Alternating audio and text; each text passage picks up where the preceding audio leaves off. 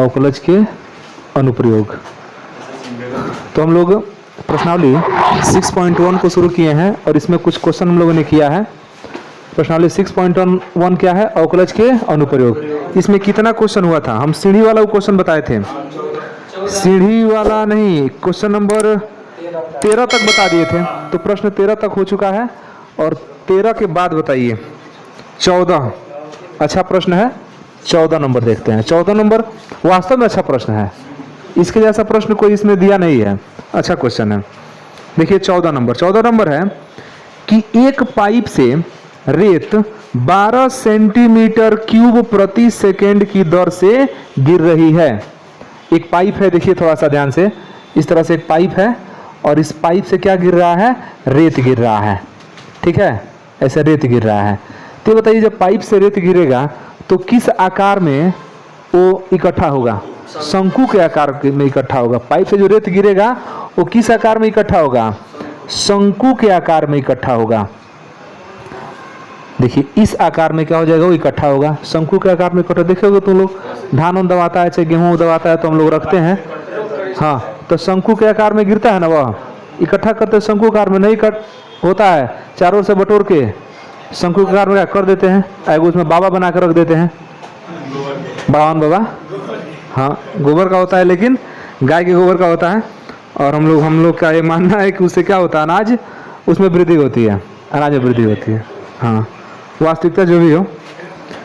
तो इस रेत से पाइप से रेत गिर रहा है, इसी आकार में इकट्ठा होगा। अब ये कह रहा है ना कि रेत किस स्पीड से गिर रहा है? तो रेत गिर रहा है 12 सेंटीमीटर क्यूब प्रति सेकेंड। ध्यान से देखिएगा, 12 सेंटीमीटर क्यूब प्रति सेकेंड, मतलब एक सेकेंड में 12 सेंटीमीटर क्यूब आयतन रेत क्या हो जा रहा है? गिर जा रहा है। तो जितना इसमें से बालू गिरेगा एक सेकेंड में उतना ही इसका आयतन बढ़ेगा भी। तो मतलब हम शंकु के आयतन की बात करें तो शंकु का आयतन कितना बढ़ रहा है? तो जितना बालू गिरेगा उतना ही आयतन शंकु का बढ़ जाएगा। मतलब शंकु के आयतन में जो वृद्धि हो रही है उसको भी हम जानेंगे कितना? 12 सेंटीमीटर क्यूब प्रति सेकेंड। जितना बालू गिरेगा उतना ही शंकु का आयतन क्या होगा? बढ़ेगा। तो एक सेकेंड में कितना शंकु का आयतन बढ़ेगा? उतना ही बढ़ेगा जितना बालू ऊपर से गिरेगा, क्योंकि उसी से तो शंकु बन रहा है, ठीक है। इसके बाद है कि गिरती रेत जमीन पर एक ऐसा शंकु बनाती है जिसकी ऊंचाई सदैव आधार की त्रिज्या का 6ठा भाग है। जो ऊंचाई है, ऊंचाई हाई तो आधार की त्रिज्या हो गया, तो ये त्रिज्या का 6वां भाग है। वैसे बड़ा दिख रहा है, तो हमारा तो बड़ा दिख रहा है, लेकिन ये 6वां भाग है, बड़ा है, ये क्या है? छोटा है। थोड़ा बना देते उसी तरह से, थोड़ा ऐसे बना देते हैं, ठीक है, इस तरह का शंकु है। तो हम लोग का त्रिज्या बड़ा है, ऊंचाई क्या है? छोटा है। त्रिज्या को r मान लेते हैं, ऊंचाई क्या मान लेते हैं? h, ठीक है। तो त्रिज्या का 6ठा भाग, ये ध्यान देना। रेत से बने शंकु की ऊंचाई किस दर से बढ़ रही है? और जब इसका आयतन बढ़ेगा तो ऊंचाई तो बढ़ेगा ना इसका। तो कह रहे कि ऊंचाई किस दर से बढ़ रही है? ऊंचाई किस दर से बढ़ रही है? जबकि ऊंचाई 4 सेंटीमीटर है। तो h फिलहाल कितना दे रहा है?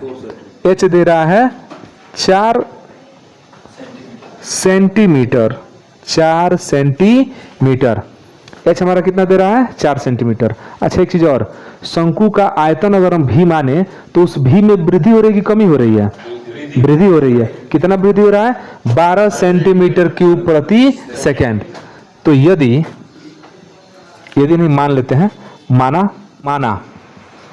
माना शंकु की त्रिज्या r तथा ऊंचाई नहीं, आयतन तथा आयतन, ऊंचाई तो हम लोग h माने हैं, आयतन भी है, ठीक है। अब बताइए जितना रेत गिरेगा शंकु का उतना ही आयतन क्या होगा? बढ़ेगा।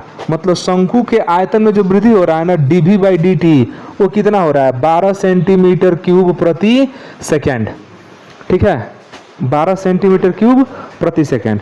अब एक चीज कह रहा है कि जो ऊंचाई है ना वो त्रिज्या का चौथा भाग है, 6वां भाग। चूंकि h equal to r by three नहीं 6, चूंकि h equal to r by 6 कह रहा है कि जो h है ना, जो h है वो r का, r मने त्रिज्या का चौथा भाग है, छठा भाग। तो r बराबर क्या लिख सकते हैं जी, r बराबर लिख सकते हैं 6h। यही रखना है हम लोग को, इसको याद रखना है, इसको याद रखना है। अब शंकु के आयतन का सूत्र लगाइए। शंकु का आयतन, शंकु का आयतन बताइए। इसमें ये कहा है ना, ध्यान देना कि ऊंचाई बढ़ रहा है ना, तो ऊंचाई के साथ साथ त्रिज्या भी बढ़ रहा है, लेकिन इस हिसाब से बढ़ रहा है कि हमेशा जो ऊंचाई है वो त्रिज्या का 6वें भाग रह रहा है। ऐसा नहीं समझिए कि सिर्फ ऊंचाई ही बढ़ रहा है, नहीं, ऊपर से बालू गिरेगा, शंकु बनेगा तो नीचे भी तो एरिया बढ़ता जाएगा, तो ऊंचाई भी बढ़ेगा, त्रिज्या भी बढ़ेगा, लेकिन इस हिसाब से बढ़ रहा है कि जो ऊंचाई है वो हमेशा त्रिज्या का 6वां भाग ही रह रहा है। तो इसीलिए h इक्वल टू हमेशा क्या रह रहा है, r बटे 6। तो r इक्वल टू क्या लिख दिए हैं, 6h। इसमें तो कोई दिक्कत नहीं है, r इक्वल टू हो गया 6h। अब शंकु का आयतन का सूत्र क्या होता है, v equal to 1/3 pi r square h। पूछा क्या है, पूछा है कि इसका ऊंचाई किस दर से बढ़ रहा है, मतलब पूछा है जानते हैं क्या, dh/dt, यही पूछा है। हमको r से कोई खास मतलब नहीं है, इसीलिए हम r के बदले में क्या रख देंगे, 6h रखेंगे। r के बदले में क्या रखेंगे, 6h। तो v इक्वल टू 1/3 पाई और r के बदले में 6h, उसका हो गया स्क्वायर इंटू बाहर h। बोलिए v इक्वल टू कितना हो जाएगा, 1/3 पाई 6 का स्क्वायर 36 h स्क्वायर और यह h क्यूब, 3 से कटाइए, 12 3 36, तो भी कितना मिला, भी कितना मिला 12 पाई h क्यूब। अब आयतन का अवकलन कर दीजिए, किसके सापेक्ष, t के सापेक्ष। तो लिखेंगे t के सापेक्ष अवकलन करने पर, क्योंकि पहले ही हमको पता है यहीं से कि हमको t के सापेक्ष अवकलन करना है, तो क्या हो जाएगा बताइए, dv/dt इक्वल टू 12 पाई, तो ठीक है कांस्टेंट है। h को कुछ देर के लिए t मानेंगे, तो t मानेंगे तो 3 आ जाएगा आगे, तो 3h स्क्वायर, ये ना होगा जी, लेकिन h का दोबारा अवकलन करना पड़ेगा, तो ये हो जाएगा dh/dt। यही मानवा हमको निकालना है, dh/dt का, ठीक है। हाँ, अब मान रखिए जो जो ज्ञात है आपको, dv/dt कितना है, 12 बराबर 12 तिहाई 36 पाई, और h का मान कितना है देख लीजिए, h का मान 4 है, तो 4 का स्क्वायर, तब dh/dt। अब dh/dt जब निकालेंगे तो ये सब कहाँ चलाएगा, नीचे, सब कहाँ चलाएगा, नीचे। तब 12 बटा, सब भेजिए नीचे, 36 पाई गुणे 16, 36 पाई गुणे 16, 4 चौके 16, 4 तिहाई 12, 4 चौके 16, 3 एकने 3, 3 से 12 बार में कटेगा, 12 तिहाई 36, 12 चौके 48 पाई 1/48 पाई सेंटीमीटर प्रति सेकेंड dh/dt। ये उत्तर दिया ना। तो यहां पर देखिए r भी बदल रहा है, h भी बदल रहा है, लेकिन r उसी हिसाब से बदल रहा है ना कि h हमेशा उसका 6वां हिस्सा ही रह रहा है, तो इसीलिए हम यहाँ लिखे हैं h इक्वल टू r/6। बनाइए, चलिए एक क्वेश्चन देखिए तो, हाँ एक देखिए उदाहरण 3 बहुत अच्छा क्वेश्चन है, इसको थोड़ा देख लीजिए। लिख रहा है कि एक स्थिर झील में एक पत्थर डाला जाता है, तो झील में जब पत्थर डाला जाएगा तो क्या होगा, तरंगे बनेगी, इस तरह से वृत्ताकार तरंगे बनेगी ना, वृत्ताकार तरंगे। स्थिर झील में पत्थर डालेंगे तो ऐसे वृत्ताकार तरंगे बनेंगी। अच्छा देखते होंगे कि वृत्ताकार तरंगे ना धीरे धीरे बढ़ता जाता है, उसका साइज धीरे धीरे क्या होता जाता है, बढ़ता जाता है। मान ली कुछ न कुछ त्रिज्या का बनेगा तो धीरे धीरे बढ़ता जाएगा ना, ऐसे त्रिज्या धीरे धीरे क्या होगी, बढ़ेगी।